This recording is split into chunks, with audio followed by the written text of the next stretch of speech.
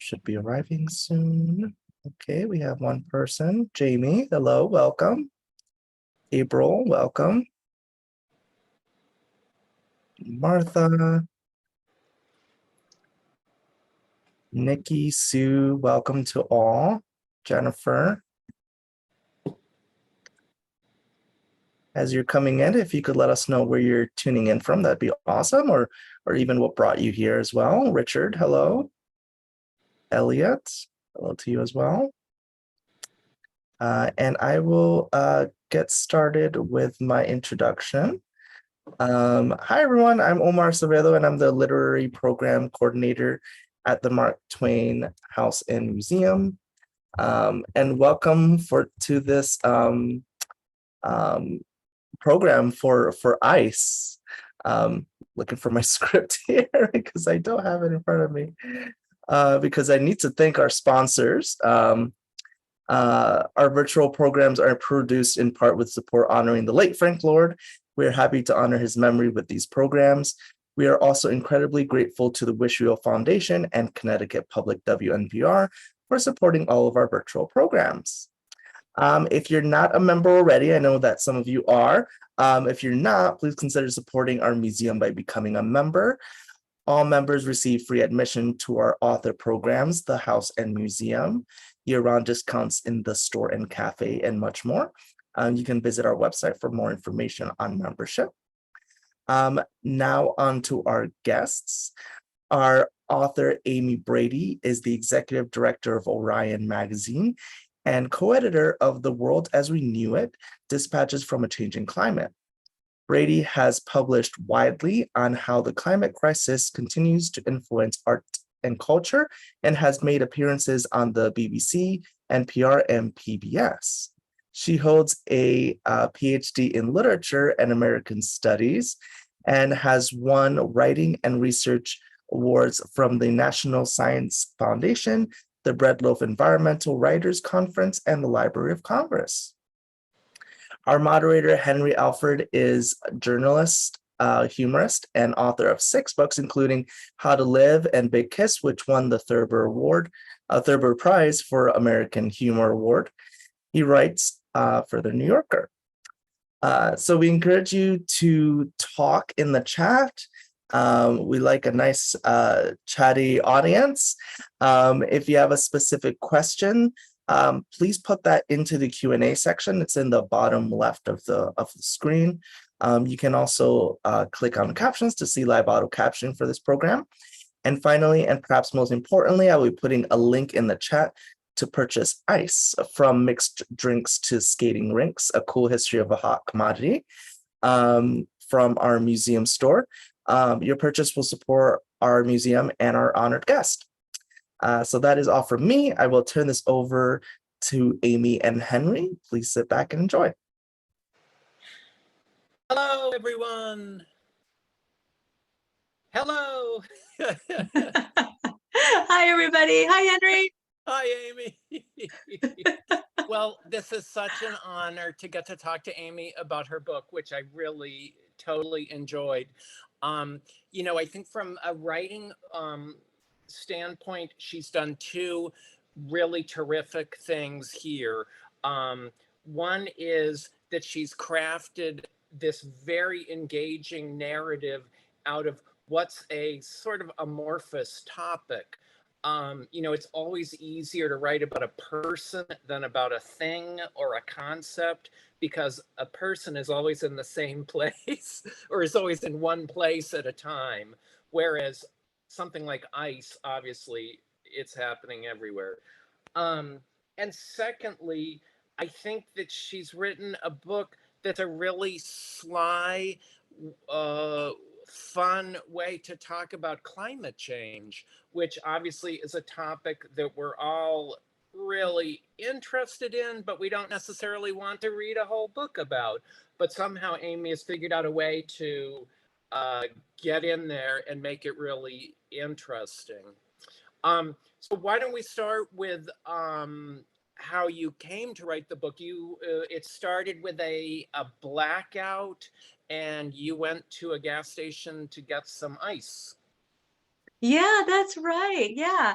Well, first off, though, Henry, can I just say thank you for this time and this conversation, and for taking the time to read my book about ice.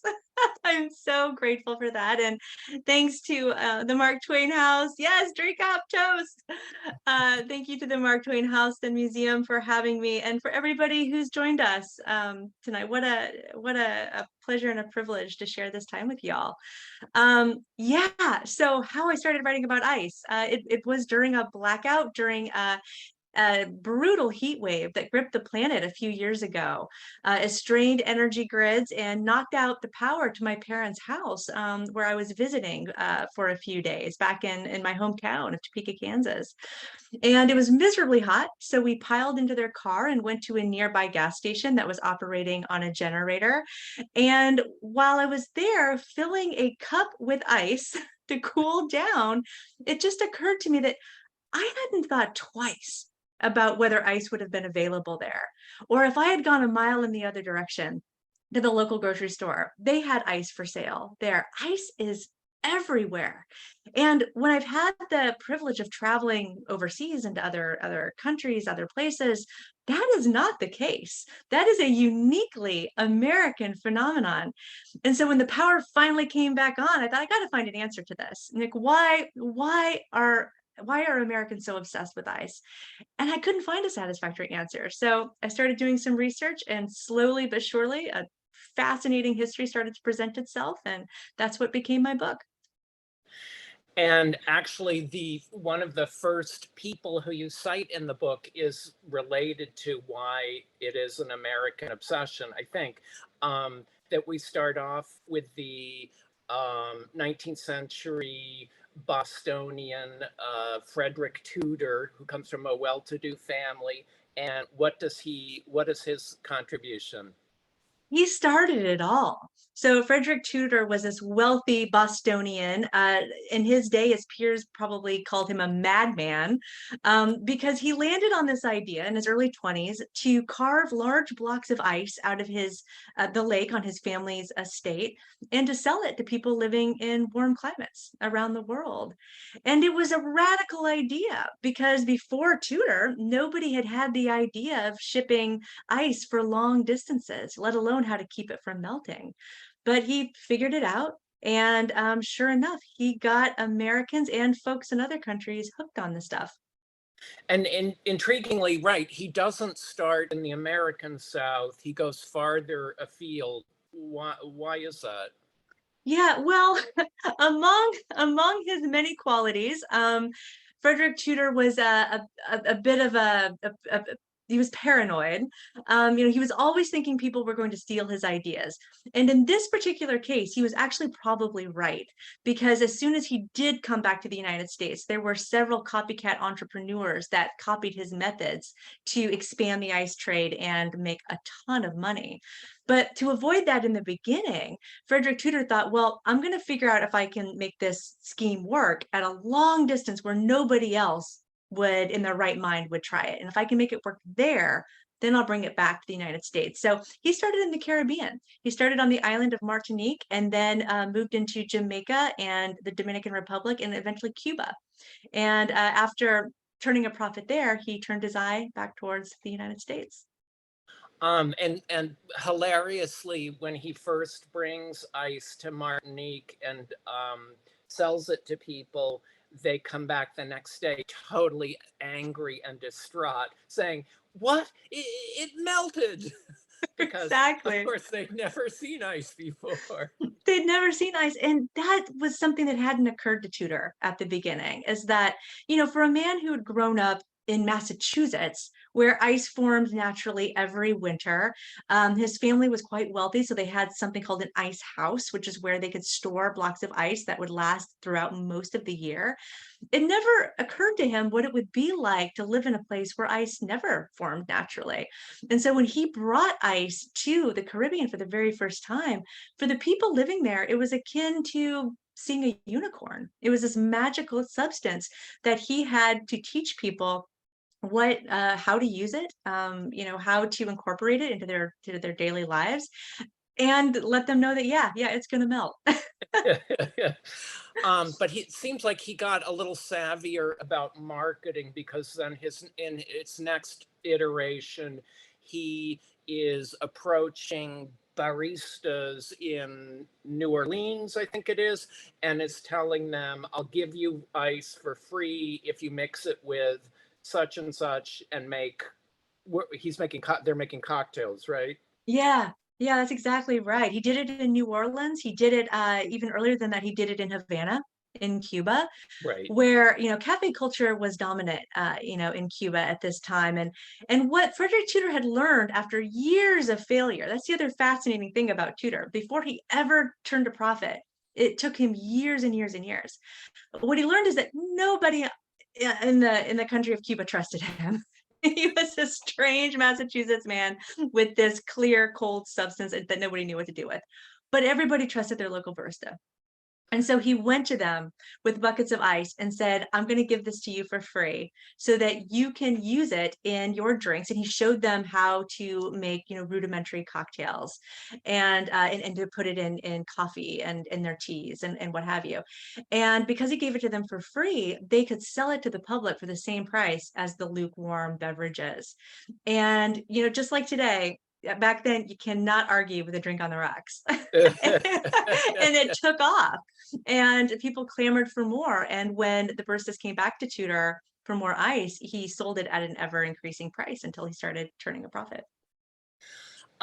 However, he does end up in debtor's prison, so it's not an easy road, as it isn't for the next person who you train your gaze on, a doctor in Florida named John Gorey. And what did he do for ice? Yeah, well, like Frederick Tudor, who completely transformed how Americans think of ice, John Gorey completely transformed eventually with how Americans make ice. So he was the first person in the United States to develop a machine that could make ice. And his story is fascinating and tragic. He was from the north. He moved to a tiny little town called Apalachicola, Florida, it is off the Gulf Coast of Florida. And he went there to fight yellow fever, which was a disease that ravaged the American South every year. Quite literally hundreds, and in some years, thousands of people died from yellow fever because doctors didn't understand how it was transmitted. They didn't know that it was transmitted by mosquitoes. All the doctors knew, and all that Dr. Gorey knew, was that it got worse in the summer months and it started to wane with the fall and winter months. And so Gorey landed on this idea of, if I can get my patients' body temperatures to mimic the cycle of the seasons, right? That is, he could get them to cool down, he would cure them of yellow fever. This was his thinking. Well, except this was the 1840s. Frederick Tudor's ice trade had only just arrived in the state. It was extremely expensive. Locals referred to it as white gold. And so Gorey knew if he was going to get enough ice to cure his patients, he was going to have to learn to make it himself. So he spent a couple years of manic trial and error and eventually built a machine that was slow, but once it started working, it could produce a massive amount of ice. It was actually built on the same kind of physics of the compressor systems that our refrigerators work on today. And when he announced, his invention to the world, he thought he was going to be greeted with gratitude, with cries of joy. And instead, he was met with cries of blasphemy, with people saying, how dare a man, a mere mortal, create ice? Only God can create ice. And Gorey ultimately died practically penniless with his reputation in tatters. It's a tough life, the ice. It's a tough life. The ice life is not nice. It's not for the weak of heart. So between those two guys, it seems like there's kind of enough innovation to get the ice industry up on its legs, which is to say, by the 1920s, I think you write that the country has like 4,800 ice houses, and we're making like 40 million tons of ice a year. Yeah. Yeah. So Yeah. the industry is kind of up and running, and then that leads into all of these other things like ice cream and ice rinks and what have you. Yeah, Yes. yeah, the ubiquitousness of ice just completely transformed everything. Food and drink, sports, medicine. If it's a large industry or popular pastime, it was probably touched in some way by the ice industry. And what's remarkable to me is that you must have been doing all of this reporting during COVID. So how did, and this is all historical stuff. I mean, it's not like you can call up anyone and do a phone interview. So how did that Um, affect your getting at all this information? It greatly affected it. There's no such thing as a single ice archive, right? Because if there was, it would have certainly have made writing this book a lot easier, and I probably wouldn't have had to have written the book. That already would have existed. So no, the information that I needed, the archives that I needed were all over the place. And like you said, COVID, I was, writing this at the peak of COVID when archives, just like almost everywhere else, shut down. They weren't inviting people to come in and research their collections, for risk of contagion. And so it was hard. Thank goodness for librarians and archivists, who were just rock stars in many of them scanned documents for me. They went into their collections and found the materials that I needed. At one point, I was actually on a FaceTime call with an archivist who was holding her phone over the document that I needed to see so that I could read it. um, we figured it out. And I joke, but this is actually only a half joke. I dedicated the book to my spouse, but in retrospect, I probably should have dedicated it to the archivist, because without their help, this book would not have existed. Yeah. Well, the all your research really paid off. And to my mind, what the best surprise was, there's even sort of a villain to the book. That guy Charles Morse, is that his name? Mm-hmm. Talk about him. Oh, yeah, big villain. Fascinating. Probably one of my top three favorite con mans of all time. Con men of all time. Yeah, so Charles Morse he was basically the man who formed the American Ice Trust. He of New York City and most of the major northern East Coast cities. So he came to power, so to speak, in the late 19th century, when the natural ice trade and the mechanical ice trade were duking it out for dominance. And he saw an opportunity to go in, buy up all the regional ice companies of all kinds and consolidate them. And in doing so, he formed a monopoly, first in New York City, and then that eventually spread to Philadelphia and even down to Washington, D.C. And yeah, he was absolutely a villain. His only goal was to make a profit. And what was strange to the consumers of the day, of the era, was that during the summer months, when ice is always scarce for obvious reasons, the ice trust that Charles Morse's ice trust ran, the price of it got risen by over 100%. And when people pushed back and said, well, why? He would say, well, it was an open winter, which was insidery speak for it didn't get cold enough for ice to freeze, so there was a shortage of it. And this had like a domino-like effect through people's lives, especially in New York City, because at this point in history, by the time we get to the late 19th century, ice is a resource on par with coal in terms of importance. People were using it to store their food and to preserve it. They were using it for health reasons. They were using it to keep cool. And so during this brutal heat wave, similar to the one that inspired me to write this book, it hit New York City, in the 1890s. And it was especially brutal for New Yorkers who were living in tenements. And most of those people were, impoverished immigrants who were living, 5, 8, 10 people to a tiny room. And it grew to be like ovens in these tiny, tiny spaces. And this heat wave was quite deadly. Almost 1,200 New Yorkers died in the course of a week because of this heat wave. And nobody could afford, or at least nobody who was being most affected by the heat could afford ice. And the mayor wasn't going to intervene. The governor didn't intervene. The only person that intervened was the New York City police commissioner, who looked at the widespread suffering and said, I've got to do something. And so he gathered every ice wagon he could find, loaded it up with ice, brought them, himself included, brought them into to the Lower East Side, which is where most of these people lived, and just started handing out the ice for free.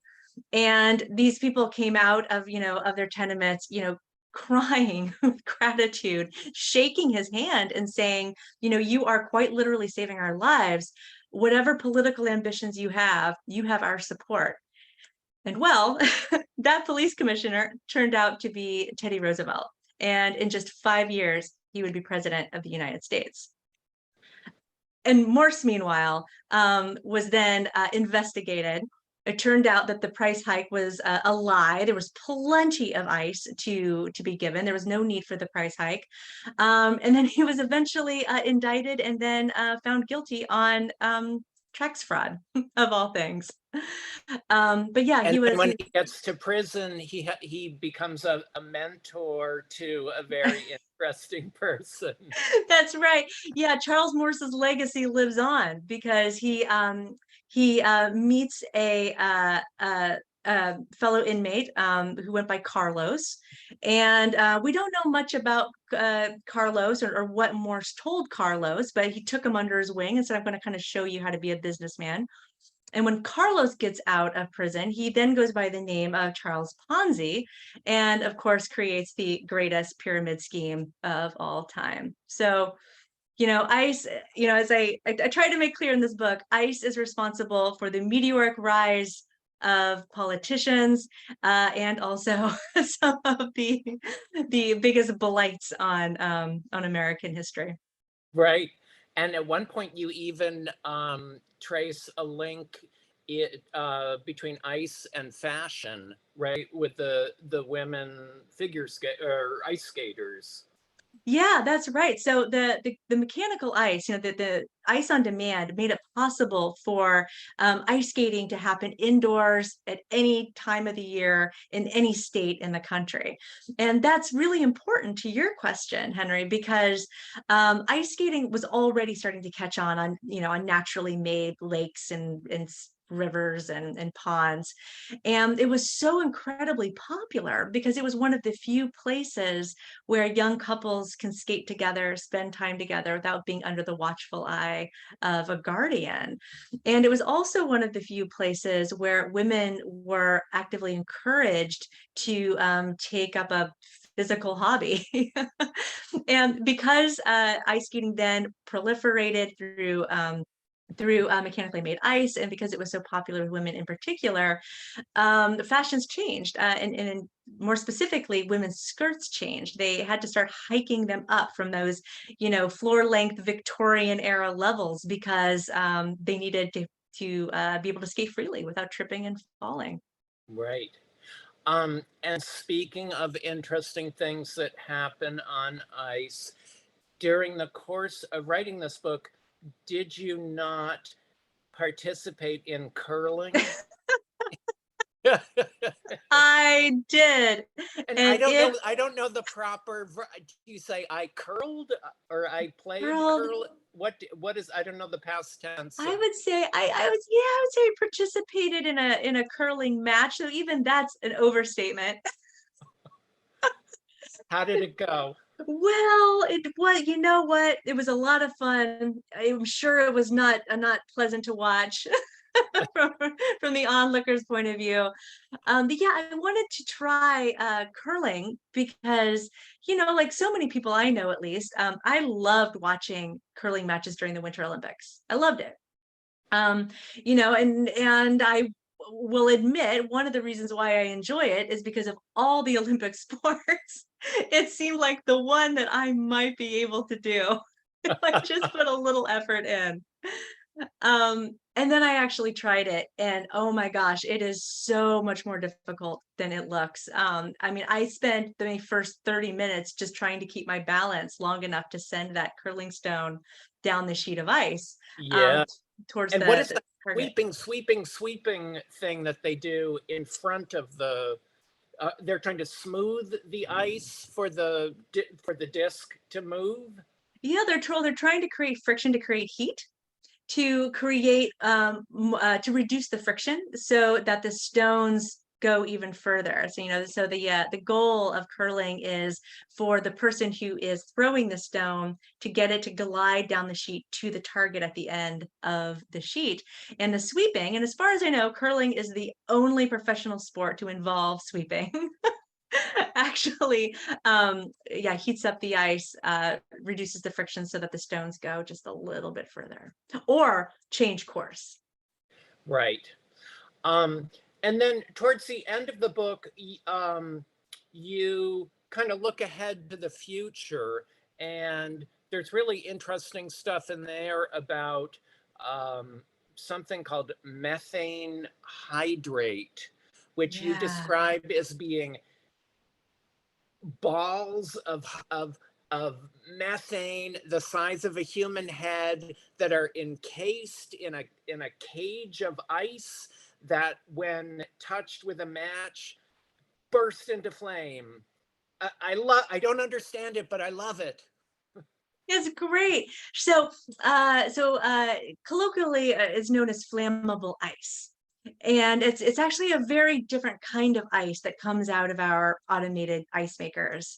It's like she said, it's basically methane frozen into balls. And I wanted to end my book by looking at flammable ice because the book traces the evolution of the ice industry, the rise of electric refrigeration, which ultimately does take a toll on our planet. And flammable ice, according to some experts, could provide potentially a form of a bridge fuel that could eventually wean Americans and, in fact, people around the world off of fossil fuels until we can fully transition over into green energy. And there are some detractors of that. People who think that it's not necessarily a safe option.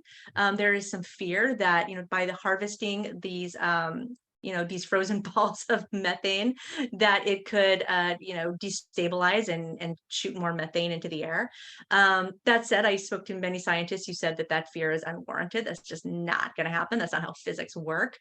But then, there are other people who, and totally understand this viewpoint, which is that why are we even bothering with bridge fuels, right? Let's just make the transition already. But I am somebody who's just interested in options. And so by exploring, the possibility of flammable ice, I learned so much and thought how interesting that, ice was one of many culprits to get us into this global warming scenario that we find ourselves in, and that a form of ice could be a possible solution to help us get through it. Yeah. So it was Well, and interesting. don't you say that the manufacture of ice and refrigerators and freezers, that constitutes about 10% of our carbon emissions? So are we at the point where we should be talking about cutting down? I mean, no one has ever said this, but cutting down on ice?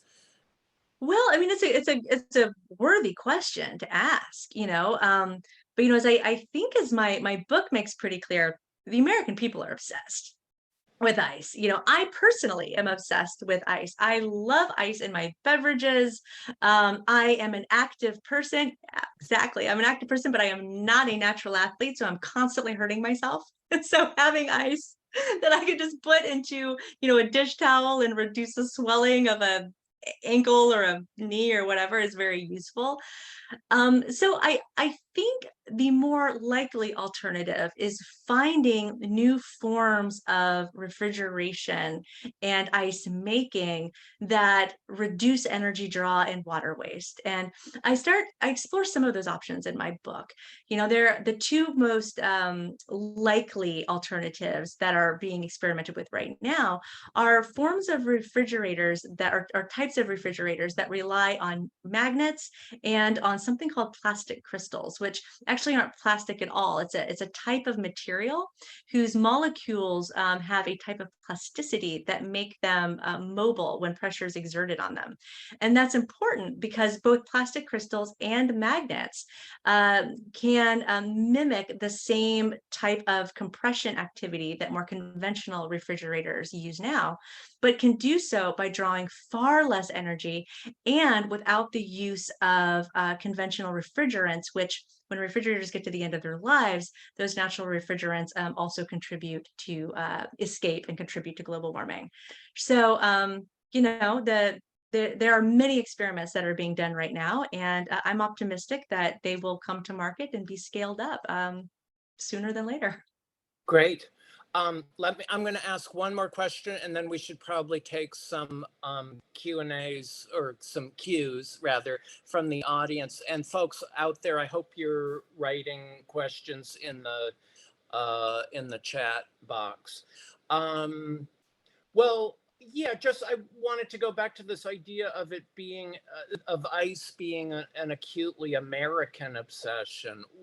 What is that about? I mean, is that just because we're so concerned with luxury, or yeah, what's going on there? Oh, Henry, you nailed it. So this is the American obsession with ice really dates all the way back to Tudor. So one of the ways in which Tudor got people obsessed with his product was by imbuing the substance with this aspirational-like quality, right? Like ice was started out as a luxury item. Only the wealthy could afford it. And he basically sold it as such. As I mentioned earlier, it was known as white gold for years. And then after the rise of mechanical ice, those companies started marketing their ice as that which was so much purer and better and luxurious. And this went back and forth forever until the rise of electric refrigeration. And then how were those sold? Well, refrigerators were marketed as a symbol that one had officially arrived at the American middle class. So it's always had like this aspirational quality.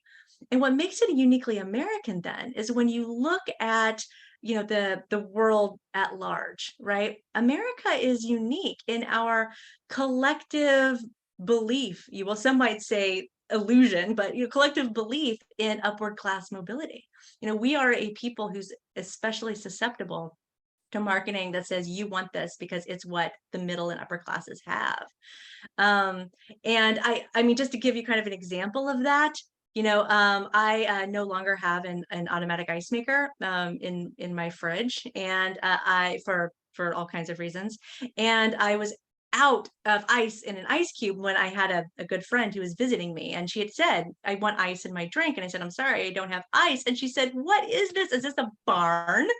Like, why is ice not available?" And I said, there's a reason why you think like that, and Yeah. that's why people don't come visit me anymore. The lonely author of Ice. Poor Yes. Amy.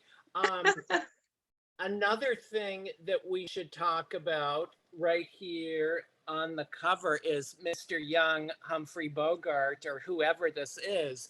Yeah.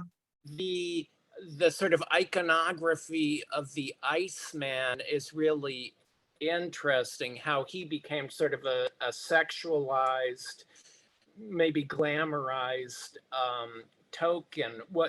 How did that, what Yeah. there? Yeah. No, there's a reason why I have this sassy, jaunty looking Iceman on the cover, and it's because his figure just looms so large in the history of ice. So the Iceman was the person who brought the ice from the ice company to people's homes. So he completed that cold chain. And he was active pretty much since the very beginning of the ice trade, all the way up through at least the 1940s, and in some places in the United States, even as late as the 1950s, because there were still ice boxes in use that recently in history. And one of the most fascinating things about my research was, kind of at the peak of the Iceman activity. So we're talking like the 1880s to like the 1930s, like that 50-year peak. There are so many songs, like popular songs, with lyrics about housewives falling in love with the Iceman. There are all of these Valentine's Day cards with puns about the sexy Iceman. And then of course there's the famous Eugene O'Neill play, The Iceman Cometh, whose title is derived from the punchline that the protagonist tells about a joke that the protagonist tells about his wife having an affair with the Iceman. So there's all this, romantic mystery surrounding the Iceman. And I was trying to think about why that was, like, why, of all the delivery men of the era, why the Iceman? And then I realized, when you think about the other Icemen of the age, right? Like the milkman, the mailman, these were all people who left their wares outside the house. The Iceman actually came indoors during the day, usually when the husband was at work, the housewife was alone, during a time when there was a lot of anxiety around married women being alone with a man who wasn't her husband. And it just sparked this kind of like randy anxiety among the American people. And we actually see that anxiety peak, and we see more songs and what have you, being written during the First and Second World Wars, when more men than ever before were out of the house because they were overseas fighting. One of my favorite cultural artifacts is a song that was written in the 1930s and that was later popularized by Ray Charles.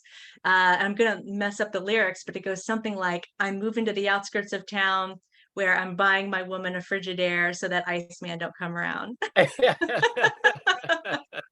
That's great.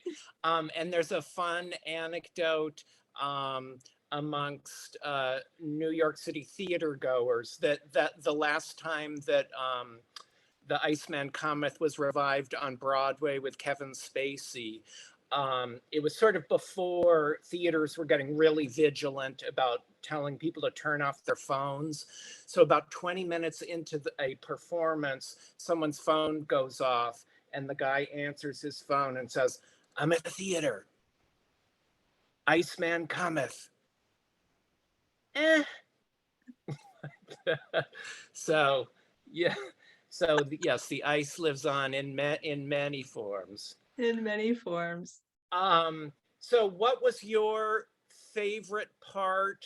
Oh no, I know what I want to ask you. I want to ask you about that that ice rink in Utah. That sounded really cool. Yeah. Yeah, tell us So about that. yeah, so it's called the Oval, and it's in a little town that's just outside of where is it, just outside of Provo? yes. Yeah. Yes, thank you. Uh, did you write this book? Because I can't remember. Yeah, and so what's so fascinating about this place is that, well, first, folks should know the Oval was built for the Winter Olympics, like 23 years ago. And it is renowned for having the fastest ice in the world. More world records for speed skating have been broken in Utah at the Oval than at any other place on the planet. So what And does that mean? It's smoother, or what would make ice faster? so here's one of the most fascinating things I discovered about this is that even the people who work there aren't sure. And the reason is because there is still debate about why ice is so slippery. As if you think about it, there are many smooth, flat surfaces that exist on this planet. Think of a countertop of marble, right, or a flat, flat plate of silver. You can't skate on it because it's not slippery. So why is ice so slippery? And what scientists generally agree on, but there's still some debate about this, is that it has to do with the very top, atomic level or molecular level rather of ice. They call it the quasi-liquid layer, where molecules don't really behave as solids or as liquids. It's like this in-between type substance. And so going on this theory, the people who oversee the ice at the Oval, they experiment with all kinds of things, with temperature, with humidity. They take into account the elevation of the land, and they have sensors everywhere. And even though they're not quite sure what makes their ice so slippery, they know that when they have certain variables dialed in a certain way, that the ice becomes extraordinarily slippery. And they're still experimenting. When I spoke with Shane, one of the ice managers there at the Oval, he was on his way to test, some more ideas to see if he couldn't get the ice slipperier. They're obsessed with ice, just in a different way than the rest of us. Really. Well, and yet for curling, isn't there something about, isn't the surface kind of pebbled or sort of a terrazzo effect on the ice? Yes. Yeah, Right. exactly. That's what slows down okay. Yeah. Curling is one of the stranger sheets of ice that people play sports on. Yeah, it's as you said, it's pebbled. It's before every curling match, the pebbler is a person who walks out on the sheet of ice with a backpack and a sprayer and sprays the ice so that the drops freeze and creates this pebbling like effect over the entire sheet. I could do that. You think you can, Yeah. but then try it. Um, Everything there's about it also is harder. You have that great anecdote, or not anecdote, but that in London, I think in the 19th century, people were skating on a wooden floor covered with hog fat and soda. Yeah. So people loved ice skating. They loved it, for so many reasons, that we had talked about. And especially that they could be amorous together without somebody saying, no, no, no, that's inappropriate. But before ice on demand or mechanically made ice was everywhere, ice skating just didn't happen, in the summertime. It only happened during the winter months. And so, but trying to capitalize on this, obsessive pastime, people tried to build rinks without ice. And one of the experiments was a wooden floor just coated with hog fat, with the idea that it would be, a slippery substance similar to ice, but it wasn't. It was, I think some people just thought it was like, skating through, like a stick of butter or something. And I imagine falls were to be avoided at all costs. Yeah, really. You're not kidding. But I love the point you made about the part of ice skating's allure is it is so democratizing, Yeah, because rich, poor, old, young, whoever, everyone falls on their ass. And yeah, exactly. there's nothing that puts you on a level with everyone else quite like humiliating yourself by falling down. Yeah, it's hard to be haughty and full of yourself when, you are upside down on a sheet of ice next to, the person who takes your garbage. Yeah.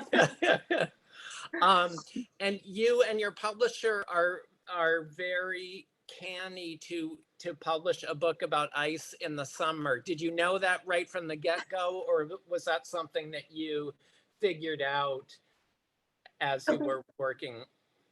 Yeah, well, so I would say it was something we'd kind of figured out earlier than later. And, it was an early discussion, between, my editor and I was, well, when do people actually enjoy ice? Because in the winter, it's something to be avoided. It becomes a danger to our well-being. But in the summer, it is a form of relief. And so Yes. it seemed to make more sense. Yeah. Which brings us, of course, to ice cream. everyone's favorite summery delight. So let's see, you had, didn't, I think Frederick Tudor was encouraging people to mix ice with cream and berries, right?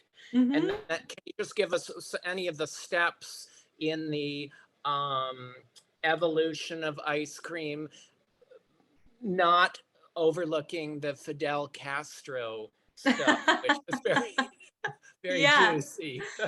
Yeah, absolutely, absolutely. So, as we talked about Frederick Tudor, it took a long time for him to convince people in warm climates to buy his ice. And part one of his marketing plan, show them how to make icy cocktails. And then part two was show them how to use it to make ice cream. Still a luxury item, by the way, because milk and sugar were extremely expensive. And you need both to make ice cream. But he showed local cafe owners in Havana first and how to make ice cream, and it became a veritable national obsession in Cuba. So by time we get to the mid 20th century and Fidel Castro comes to power, this man is obsessed with it. During the U.S. embargo, I mean, he had an ambassador in Canada sending him one of every flavor of Hojos to satisfy his own obsession. And then he ended up building the largest ice cream parlor in the world. Is it Um, still, is that still operating? Do you know? at time of writing my book, I haven't checked in the last few months, and Cuba has become increasingly unstable in just the last year, for Right. all types of reasons. But as far as I know, it is still open.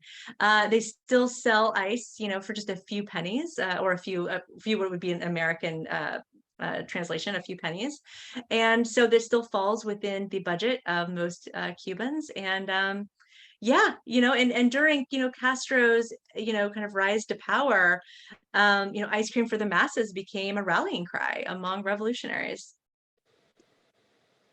There we go. Terrific. Well, what was your favorite part of writing the book? Oh goodness. There were so many great experiences. I met so many interesting people. The ice trade or the ice industry now doesn't look like it did 100 years ago, let alone 200 years ago, because so many of us can make ice in our own homes.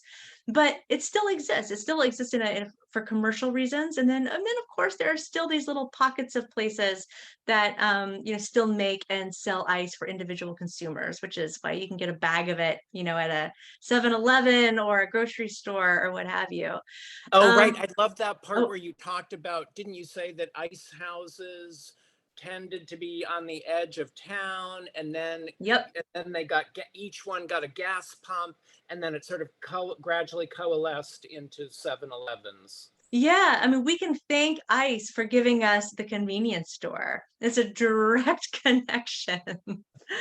And meeting people, today who still work in the ice industry are fascinating, in their own right, but also because the ice industry has a tradition that's similar to what I've seen. I'm sure many of us have seen in plumbing, in carpentry. There's almost like this apprentice-like relationship from generation to generation. And so when I talk to somebody today who's still working in the ice industry, it's because their great great grandfather was an iceman. And Oh, it's right. it's just it's fascinating that the tradition lives on. Yeah. Well, back in the day when people were digging up, carving huge blocks of ice from their local pond or stream, how are they, how are you getting it from there to a house? Yeah, well, early on, it was dangerous business. Men, and it was almost always men, had to go out in the coldest days of winter, because that's when ice froze deepest, with giant saws and saw the very ice that they were standing on. So they just had to hope like hell that it was going to hold their weight and the weight of horses, who were often there, because then they would have to use a long pole to push the ice blocks towards the shore, where the horse would then be utilized to pull the ice out of the body of water into the back of a wagon. And then it was delivered to an ice house where it was stored until it was ready to be delivered to individual homes. So it was dangerous, dirty business, which is to say nothing of the fact that horses, being the mammals that they are, frequently relieved themselves on the ice, the same ice that would soon touch the mouths of thirsty Americans everywhere. So it was messy for all kinds of reasons. And presumably, the bigger the chunk of ice, the slower it melts.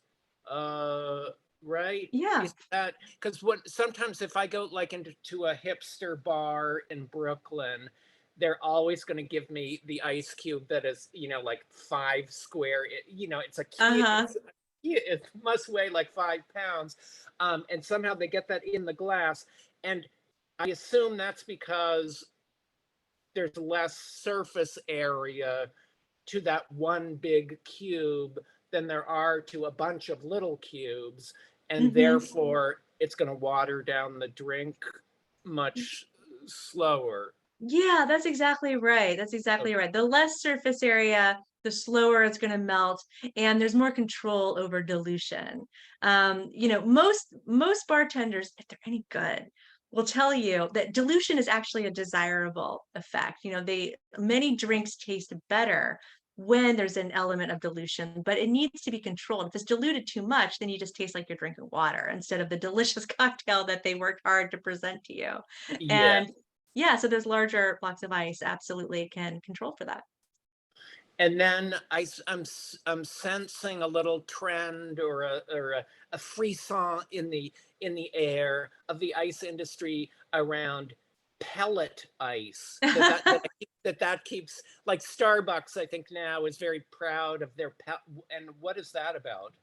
Well, I'll tell you this, my inbox and Twitter DMs for like the last month have been nothing but people saying, "Have you heard about Starbucks switching to pellet ice?" It's apparently a very controversial decision. But to my mind, it's actually delicious ice.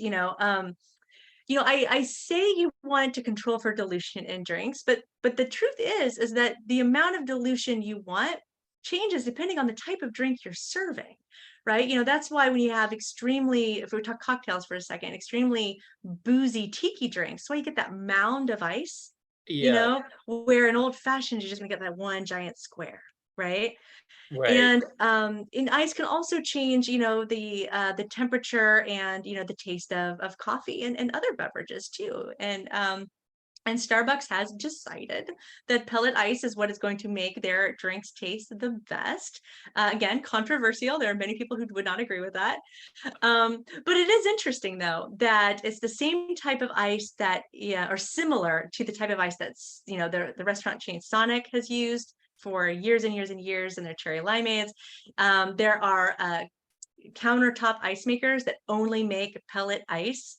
It's a niche but incredibly popular type of ice that I think it was Helen Rosen in the New Yorker who once referred to it simply as the good ice.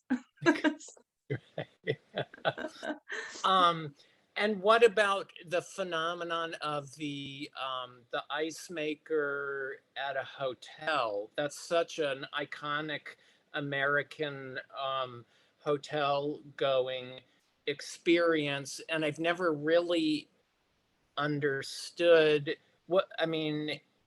Yeah, what can you? What am I to think of it, Amy?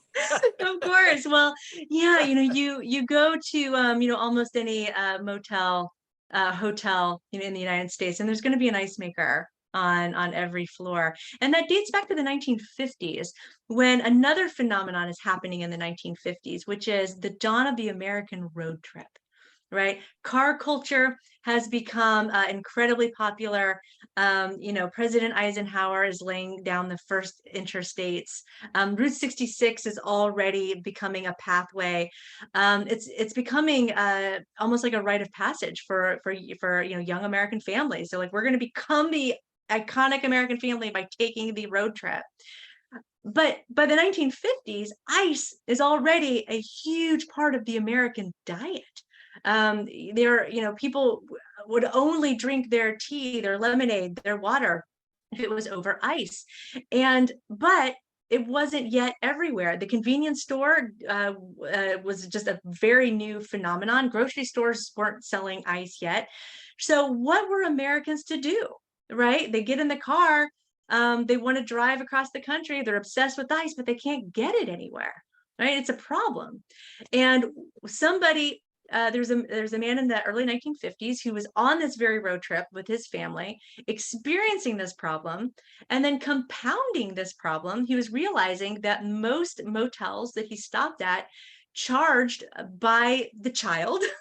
So if you were a 3-child family as opposed to a 1-child family, you had to pay more money. There was nothing, standardized about any of the hotel equipment. One bed could be good, another hotel that looks exactly the same would have a terrible bed.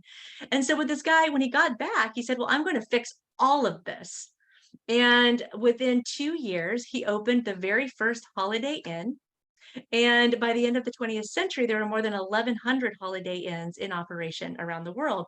All of them had standardized pricing, standardized beds, and an ice maker so you could fill your cooler on every single floor. So lest any American ever again go without ice for more than a few miles. Well, if we start issuing edicts about, reducing ice consumption, let's start with those machines in hotels. They've always seemed so extraneous to me, and that they're so huge. I mean, you could bury a body in those things. There's so You really could. yeah. So yeah, it just seems like a natural place. I think we're in our last 3 or 4 minutes here. Was there anything that we didn't talk about that you were hoping to? Do you have any hopes and dreams? Do you want to chastise me for inappropriate questions? What? Well, I think your questions were absolutely incredible. Thank you so much, Henry. I did see we had a couple of questions in the chat. Oh, did we? I'm so sorry. I don't see them. Can Oh, you? no, that's okay. That's Oh, okay. One of the first ones by Nikki is talking about, is asking about present day uses and says, a ice bath seems to be popular. Anything about that? And then April asked, have you learned about any ice related scandals? I can actually answer both of those questions in one way. all right. In terms of present day interesting uses, specifically when we're talking around medicine, so ice now is being experimented with in some cutting edge therapies for cancer. Cryotherapy is the process of injecting tiny ice crystals into cancerous tumors to freeze and ultimately kill it. It's already being utilized in some cancers, and doctors think there's a lot of promising use there for breast cancer in particular. But the reason why I wanted to talk about ice baths and kind of get into the scandal is that what led us to a cryotherapy use is this long medical history of the use of ice. And if we go back even as recent as the 1920s, the 1930s, doctors were experimenting with ice baths to lower swelling and pain, but didn't quite understand the human physiology enough to know what our threshold was for tolerating that. And so experiments were conducted, at least in the United States they were conducted with patient consent. That wasn't the case other places, but even with patient consent, the death rate was still around 10 to 12% of submerging people in these ice baths, and doctors thought that was actually a pretty good ratio, because they had no idea what was going to happen. And as horrific as that sounds, and as it was, we also learned a lot. Medical doctors learned a whole lot about what hypothermia does to a human body and how it can be deadly but also when it's used in the appropriate medical context, it can also save lives. And that the process of therapeutic hypothermia is also used in some hospitals today to help stabilize a body after a traumatic event like a brain injury or a heart attack, and it is saving lives thanks to that scandalous history of using ice in medicine. Great. Terrific. I'm so sorry to our two question askers that I didn't see your questions. I think we're at about 8 o'clock. Yes. Omar. Yes, Omar. Yes. Oh, thank you so much, Amy. This has been really awesome, and thank you so much, Henry, for moderating, for asking all your scandalous questions. Okay. Thank you both. Henry, that was amazing. Thank you. Thank you both. That was really fun. Yeah, and thanks to our audience. Please go on our website to view other programs. Please buy Amy's book, preferably through us, but ideally get the book however you need to get it. So thank you for joining us, and have a great evening.